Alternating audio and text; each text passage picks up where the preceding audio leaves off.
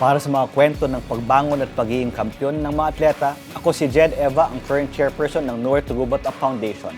At para talakayin ng mga hamon at pagbabago sa industriya, ako naman si PG Galang, miyembro ng Nowhere to Go But Up Board of Trustees, and we are your hosts. Mga ka-sports, samahan nyo kaming pag-usapan ang mundo ng pampalakasan. Whether it's about historic events in sports, the changes and the challenges in the industry, or just to highlight outstanding athletes, this is the show for you. And this is where we talk about our love for the game, your one-stop shop for everything sports, athletes, and the leagues. We will get into the works and ways. We will dive deeper into different stories for the fans, by the fans. This is TVUP and we bring you Inside the Games. Welcome back mga ka-sports. Kamusta kayong lahat? A new episode means a new story from the sports world that we'll be discussing today. Welcome talaga back din sa atin, PG. And you know what? I am very excited about the episode today because I think it's going to inspire a lot of people. Agree ako dyan sa'yo. But to start things off, let me ask you, did you ever see yourself pursuing a career? Ikaw? As a professional athlete? Ay, ka natatawa! Hindi, actually, I think every boy who picks up a basketball for the first time, he loves the game, whether it's basketball or football, dreams of playing professionally, no? The reason I asked is because we asked our athletes what they see themselves doing after graduation. Their answers, let's all watch this.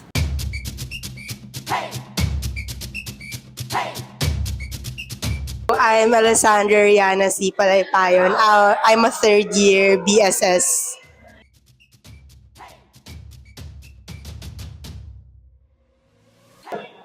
Actually, pag pinag-iisipan ko to talaga ng matagal, ang isa talaga sa gusto ko talaga makapaglaro ng volleyball in the pro scene. Pero, syempre, realistically speaking, I feel like gusto ko mag-lean into psychology, like yung mga sports psychologist or even yung mga commentator during games, ganon. So far, pero we'll see.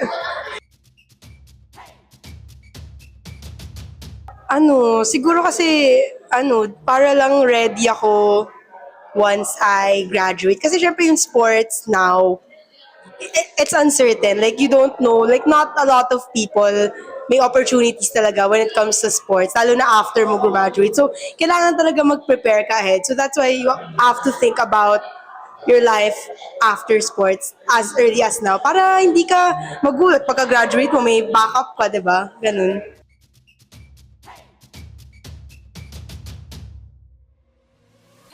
Halos everyday naman may uncertainty kasi in the team, like parang laging nadadagdagan ng players, na iba yung coaches. So, wala talagang guarantee, unless na super galing mo, syempre ibang usapan na yun. Pero there's no guarantee na ikaw lagi yung mapipili, na ikaw lagi yung malaline up. Kasi syempre pag di ka line up, it's harder for you to have a future sa sports. Pag hindi ka talaga well-known pa. So you have to make a name for yourself. So yun yung I think pinaka-mahirap.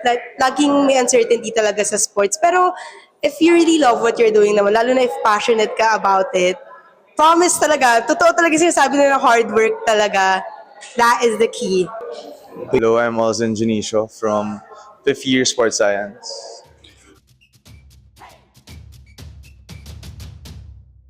I see myself as a strength and conditioning coach after I graduate.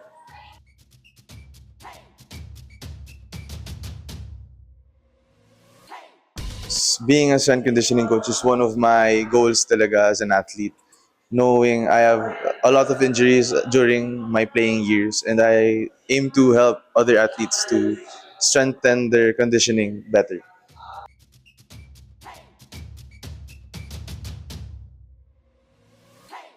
There were those moments, doubts, because of injuries in my sport. But after consideration, I feel like being a coach is really what I wanted to be. What's up? I'm Lance Fernandez, and my course is history right now. Kasi Sayan. After I graduate, well, I'm looking to be a businessman, and I want to try out the tennis first. I want to try out being a pro at tennis first, but if that doesn't work out, I'll go back to business. So yeah.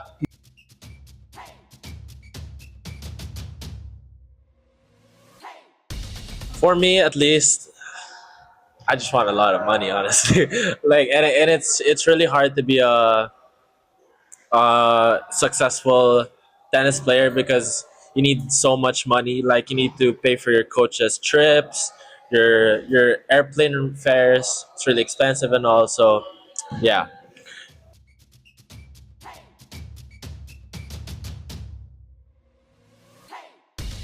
yeah, of course, all the time, honestly. Like, I mean, right now I'm like, well, of course I still want to be, but it's scary if you can't make it. So yeah. I'm Kiana Renoa Samson, CHK Physical Education.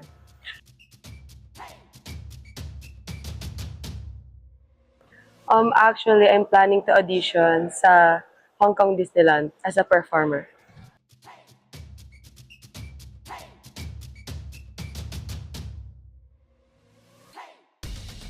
Right now. So, actually, since physical education, I'm also leaning towards teaching talaga.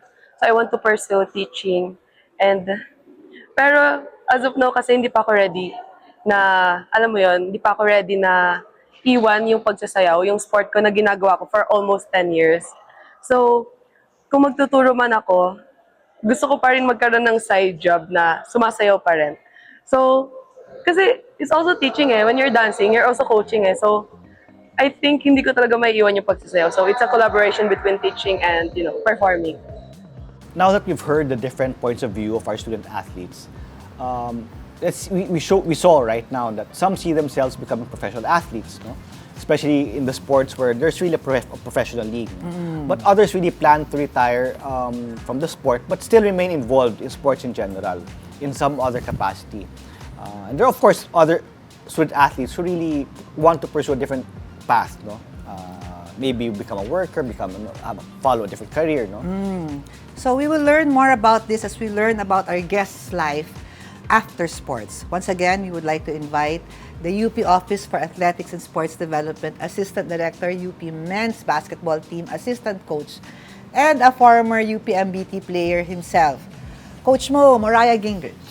So, Coach Mo, actually, alam mo, di ba, when we first started out sa Nowhere to Go Foundation. May distinction si Coach Mo. May distinction.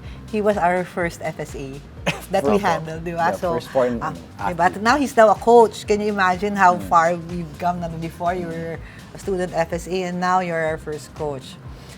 Assistant coach, congratulations, di ba? You decided to stay in the Philippines, di ba? Opo. Yun kasi ever since parang growing up, I guess I never saw myself moving back to the US. We would always go there to visit. Summer, every 2 years, ganyan. Pero I guess I saw this is my home. Siguro nagugulat ang ating mga viewers sa mga hindi nakikilala kay Coach Mo.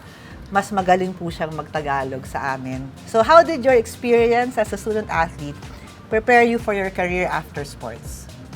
And being a student athlete, well, mahirap talaga yung napagdaanan namin. For those who, I guess, weren't student athletes or haven't experienced it, especially sa collegiate level. Sa high school kasi, being a student athlete is much easier. The training isn't as long and it's not all year round. Siguro maybe 3-4 months out of the year lang yung training during the season. Pero sa college, especially for basketball, year-round talaga yung training. Maybe you have 4 or 5 weeks off during Christmas or around that time. But the rest of the year, halos dire-diretso 5 times a week yung training, maybe a week off for exams. And you still have to go to school, especially here at UP. Diba sa maybe some other schools, their athletes have it better, well, not necessarily better for them in the long run, but where they don't have to participate or attend class or do all their exams and all their requirements. Dito talagang you have to do both eh. And kaya ako, saludo talaga ako sa student athletes kasi alam ko how hard it is. Honestly, when I started as an assistant coach, parang noong una, na first few years, parang ang dami kong free time sa lalo kasi hindi na ako nag-aaral. I just go to practice, tapos hindi na ako Na-culture shock ka nag-aaral. na parang you have so much free time. Parang buong umaga, wala akong ginagawa. Parang naghanap ko ng pwede kong Nagka-social gawin life eh. ka bigla. Yeah, it's a good point you mentioned, Coach. Though. So, from high school to college first, do a lot of athletes from the high school ranks when they go to college, do they like have a culture shock with regard to how much different the seriousness of the sport is? Ako, I know I did. Kasi in high school, we come from a small school, Faith Academy, but malakas ang basketball program namin. magaling ang And Faith. we had a good team, especially them then. But yun nga, yung preparation namin is, and yung practice namin, practice proper is only about siguro 4 months. The rest of the year, we just, well, actually, we play other sports. I played volleyball, na it's another siguro 3 months na season. So I played most of the year, but different sports. It's not as serious. We have maybe one coach, one assistant coach. Dito, it's a whole, when I Ilan came to kayo UP, ngayon? parang 7, 8 yung coach na. Coaches, Ngayon, mas oo. marami pa, parang 12, 15, something like that.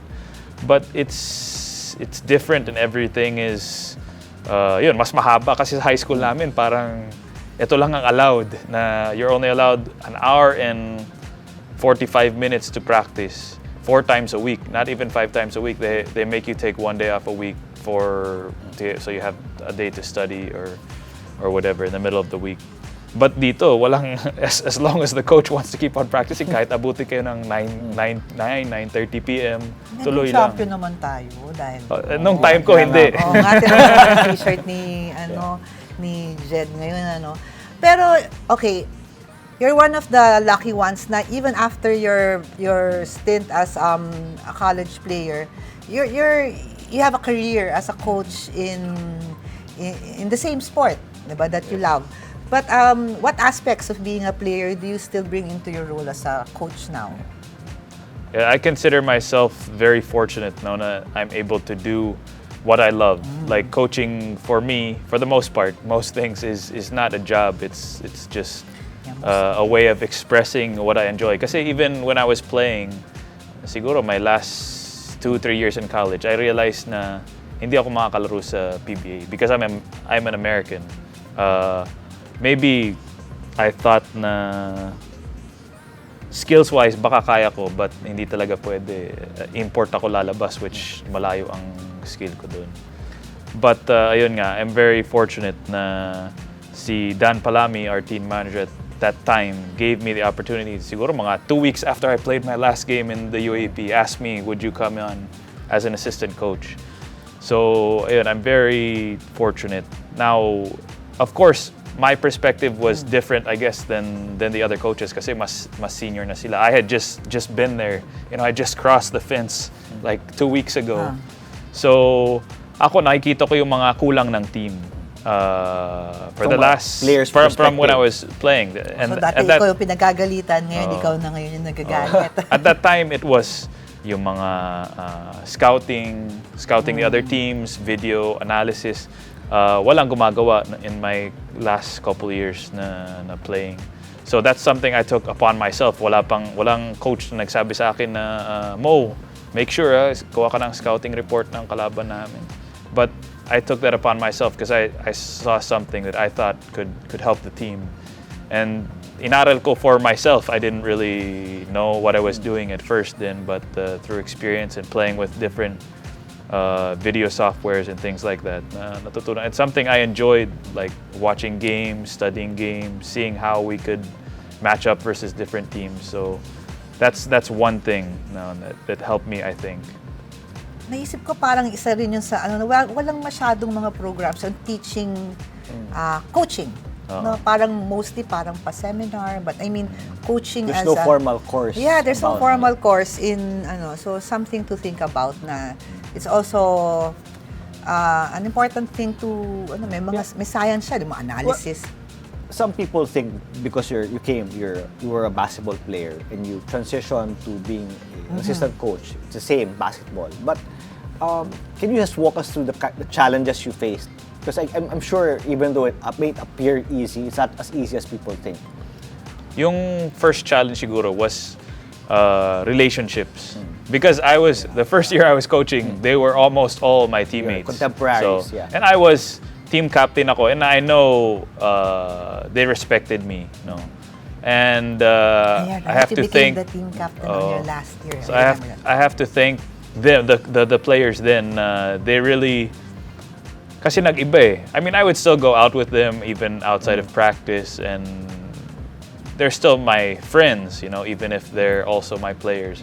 But the relationship medyo different kasi kailangan ko silang sabihan. Like, minsan the new coach, ikaw taga-utos ng ano, kasi yung mga, like, example lang, yung mga minsan nagta-try out, sa akin inuutos na, kailangan mo kausapin yan na to cut him, na hindi na siya sa akin inuutos yan yung mga bagong coach eh. But I'm very thankful to yung players doon, especially si JR Galyarza. He really talked to the players na now si Mo, he's our coach now. So kumbaga we have to treat him differently and respect him differently. So I'm fortunate there then that batch of players was very they went along with everything. Parang hindi naman sila nagitla na ikaw na ngayon ang coach nila. And they supported me. Of course, but did that on the other hand, did that also help in the sense that since you're more familiar with their struggles and the fact that you're sort of their contemporary, they were more open to definitely they would open up to me more than the other coaches kasi teammate ako. So that helped too kasi some things, syempre, I have to filter. Di naman lahat ng sinasabi na sa akin, sasabihin ko sa head coach. But some things na, okay, yeah, that's a good idea. I'll pitch it to the head coach or the other coaches and see what they think. So I think that did help. Ngayon hindi na kasi, I mean, you've been assistant coach for all the players 10 there, years, no? all the players there Dekada knew na me siya. as coach na. Yeah. Do you miss being a student athlete? I definitely miss playing, especially sa UAP. Even now, you know, when you walk into Araneta and you hear the drums, parang iba pa rin yung, parang minsan gusto ko kahit na alam ko hindi ko kaya, definitely. Physically, no, definitely alam ko. Pero parang, you know, you feel like you want to go out there and fight for your school. Pero there's a difference, iba nung time na student athlete ka to the student athletes now. How do you compare it? Oh, yun. When we were watching, nandun siguro yung parents namin, mga close friends. Now, 20,000 people sa Araneta. It's really different. Alam ko si Secretary Remulla, he in 2018 when we were in the Final Four pa, Game 2 against Adamson, knockout game. And parang when I went out, nakita ko grabe ang daming tao sa Araneta, and he asked me at that time, he said, did you think it would ever be like this? I said, no. Not in a million years did I think that UP would ever be like this, the crowd. Those first games, 2014 onwards with you guys, yes, we had difficulty just selling the tickets. Yeah, totoo. Parang ilan na ba tayo nunood noon, Jed? Mga 50 lang ata tayo nun sa loob ng ano, di ba? You became a coach, but I mean, your other teammates, they went on different paths, di ba? You still get to talk to them about yung, like si Mikey is now a media personality. Diego is now a professional athlete. So, what do you think yung naging buhay nila if you get to talk to them? A lot of them are in different fields, and just this past month, I've had an opportunity to catch up with a lot of them. A lot of my older teammates, yung mga nauna sa akin. There's 2 who became city councilors in different provinces. There's a lot of them are still involved in basketball and coaching. Even sa US, there's some who coach high school or AAU clubs there in the US, and they're doing well. Also, there's some teaching PE. Dito naman merong mga nagtrabaho sa bangko. Yun, like Mikey, nagamit niya yung pagiging madaldal niya sa business niya. Now he's very successful. He's probably one of the more successful or at least more recognized Kailangan pa rin na teammates mag-practice ng free namin. throws niya, though. Yun din ang nagpasikat sa kanya. Daw. If you would have made those free throws, probably people would have forgotten by now. They would have forgotten we beat Ateneo. But Yeah, I know. Diba? Yung parang sabi niya, parang isa na 1:13 ay 1:12, dapat 2:11 tayo nun. Diba? Pero yeah, Mikey's very successful. Now, kung hindi ka naging coach, anong naisip mong gusto mong gawin? Nung isang show namin, dati tinanong rin namin si Chico yan eh. Sabi niya, gusto niya, nurse, ikaw. Yeah, just to add to that, I'm sure a lot of you and your contemporaries, you go into basketball, you guys wanna become players, professional players, but you guys have plan Bs and plan Cs. Yeah. So, if you didn't become a coach, what career path nga. would you have chosen? Oh yeah, if you would have asked my teammates back then, kahit na mga sa teams na 0-14, I'm sure all of them would have answered anong gusto nila after dito sa UP, gusto nila mag-PBA. And ayun nga, medyo naging blessing in disguise for career-wise for a lot of us na hindi naging ganun ka-successful ang basketball career namin because it allowed us to graduate here sa UP and to move on right away to finding work opportunities. Yun din yung worry ko, I guess, sa current team. No? They're very good at basketball, but I hope rin na at least most of them, especially those who do, kasi yung PBA, 5 years, 6 years after that, saan sila mapupunta. So sana makagraduate din sila. Ayun, as far as what did I think I wanted to do, aside from being a professional athlete or being a, yun yung plan B ko, mag-coach. Yun yung plan B ko, is mag-coach. After that, something that like interested me, I guess in high school or even in college, kung talagang even if coaching wouldn't work out, was being a pilot. I don't know, it's just always something that I found that would be fun. Or I enjoy traveling and stuff, so ayun. What prepared you most being a student athlete to what you're doing now? Ayun, seeing the perspective of the athletes. Because even my role now sa OASD, a lot of it is with dealing with student athletes, with their needs, with the needs of the different teams. And yun nga, I feel like I'm able to understand their needs well because I was there.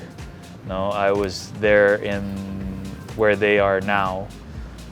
And it prepared me for this role. I think if I had chosen another path, things that would have helped me, yung time management, being a student athlete, well, it still helps me, but I think that helps in almost any field. And even I've talked to some of my former teammates and even other people in management, and they look for student athletes because especially now in this generation, a lot of people don't have to deal and overcome with a lot of adversity. But student athletes constantly have to face adversity sa laro, sa practice, sa pag-aaral, sa time management. And that's something that helped all of us, and make us tougher. And in the workplace, when we get told no by our boss or something, we don't just shut down. We come back and battle back and come. Mataas ang and keep EQ ng going. mga athletes, I think. Well, I know na mataas ang EQ ng mga athletes because So- they know how to fail eh. So, managers watching this today, if you're looking for personnel, student athletes. So, but coach, it's a good thing you discussed how you approached your career after basketball. No? But what advice would you give to the current crop of student athletes who are thinking about their life after sports? Ayun, pinaka-importante talaga, graduate sila. Yun! Number one. Talaga, oo, yun. We in OASD, we're actually trying to come up with a program for yung mga graduating student athletes to help them find jobs. Kasi maraming malapit na mga corporation and even government agencies sa office namin who we've met over the last Maganda program years. yan, So that's something hopefully na matuloy, and I think it will help a lot of our student athletes, and hopefully yung mga corporation and mga agencies, they'll be getting good workers as well. So I think it could be beneficial for both. Yeah, that's what I always say. If you're a student athlete and you're considering a school, that's one of the value added of UP education. Oo na. After you graduate from Marketable ka. Yeah, you have a UP degree, and that will always help Hindi naman you sa get employed. pagbubuhat ng bangko ng ating university, but that's true. Yeah. Diba? So, na hindi lang, ang buhay hindi lang sports. Diba? Ang buhay hindi lang sports, but it will greatly help you. Diba? Dati kasi parang ang tingin natin sa mga jocks, ay, jock, pero ngayon hindi eh. Tama yan eh, disiplina, knowing how to fail, to get up, having a goal. Diba? Those are very important skills work-wise, wherever you may land, diba? So what is your message to to the student athlete version of yourself? Ngayon kasi coach ka na eh. So, Message to the oo student nga, athlete version of ano, myself. parang si Boy Abuna, salamin. Diba, wala ba tayo salamin? Diba? 15 years ago, Oo 10 nga. years ago. I don't know. Just, I would want to, I don't know if I would do anything differently, but just enjoy it while it was there. Kasi, I mean, I think I enjoyed it. But maybe if I would have worked a little harder outside of practice, I would have played more, you know, maybe it would have led to more wins. Just live in the moment, I guess, because I'll never go back to where I was. And basketball for me was from the time I was young, and then high school varsity, college varsity. So a lot of friends I met over those years, and a lot of experiences na, you know, I'll never have the chance to experience that again. So that's something as well that I tell to our players now, especially when we get to travel out of the country and stuff. You know, these are experiences with your teammates na you'll maybe never experience again. Lalo kung mga graduating kayo. Not everyone has this opportunity, so just enjoy it while you're there. Ang magandang takeaway ko dito, thank you for your insights, Coach Mo. But it's like, the UAP is at most 5 years, no? But the college degree is forever. So Yes. enjoy it while it's there, but please go finish your degree. Oo, din ang Go back isa sa for your mga degree. pinakagustong sinabi ni Coach. Gumraduate. Kailangan nilang gumraduate. Get your degrees. Di ba? So again, thank you very much, Coach Mo, for joining us here today. Makes us, ako in particular, we saw you as a student here. Oh no? It makes, my. not only do Talaga. not only do you make me feel old, but you make me feel proud that you've got this far, doing what you love, and not just doing what you love for the school and the university that you love. So thank you so much for Yeah, being thank here you, today. Coach. Actually, thank you, Coach. You gave us 2 championships. Yeah, you gave us. Kahit di ako nag-champion as a player, at least Hindi, as a Yeah, coach. kasama ka pa rin doon. Kasama ka Kaya doon, nga, ano ba? lahat tayo kasama dyan. Oo, Ikaw diba? especially ito. So thank you You very paved the much. way. Thank you very much, Coach. Thank you very much, everyone. Magkita-kita tayo muli hanggang sa susunod na episode. Once again, this is TVUP, and we bring you Inside the Games.